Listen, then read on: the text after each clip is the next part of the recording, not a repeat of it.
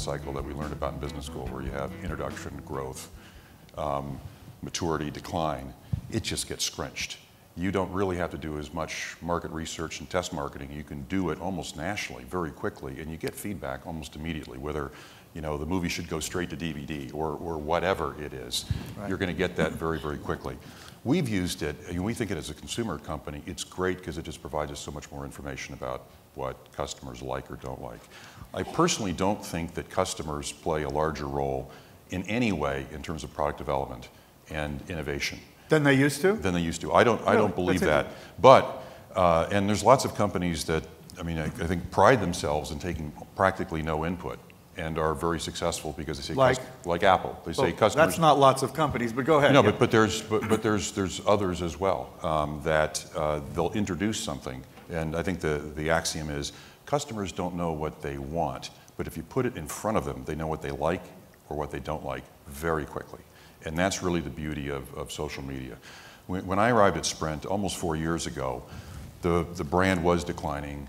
We had lots of issues with our customers. Customers weren't very happy. And we were able basically to harness the data that we were getting. So we went to reason codes. Why were they calling us? Why were they contacting us online? What were their pain points? And organized the company around just those numbers and said if customers were calling in because calls were dropping, if customers were calling in because they didn't understand the bill, if the customers were contacting us because of the retail experience, I took those numbers every week, and the head of network or the head of marketing or the head of billing or what have you owned that number to get it down. And I will, I guess, sound our horn a little bit, but we were last in customer satisfaction in the industry. When was that? We were actually last in 2007, 2008, 2009.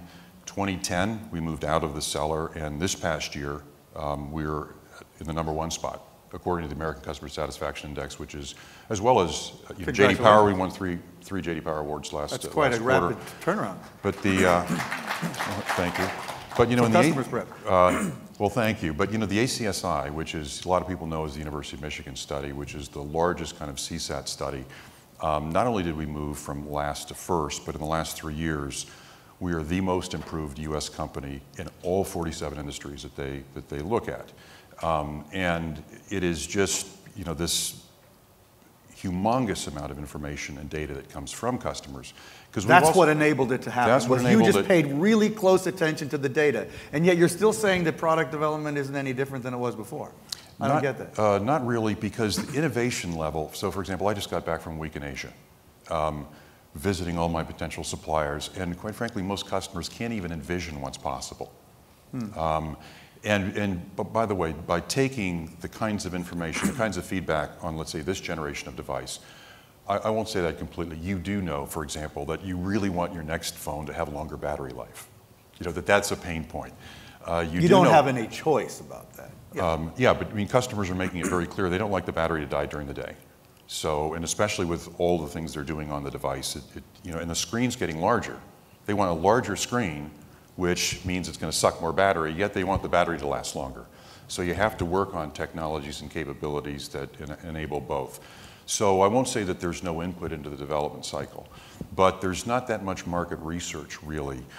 You like to surprise customers, and again, I use Apple as probably the best example of a company where when they announce a new product, there's literally a queue around the block. It reminds me, I used to go to Russia back before the Iron Curtain came down, and you'd be in a bus and you see this huge line. That was to buy underwear, yeah. Yeah, but or bread. But I'd ask the Russian guide, what are they in line for? And they say, well, they don't know. They just know there's something there. They don't know, but people would just get in the queue. But in an Apple store, they don't even know what the new device is, but they know it's from Apple. Yeah. And they get in line.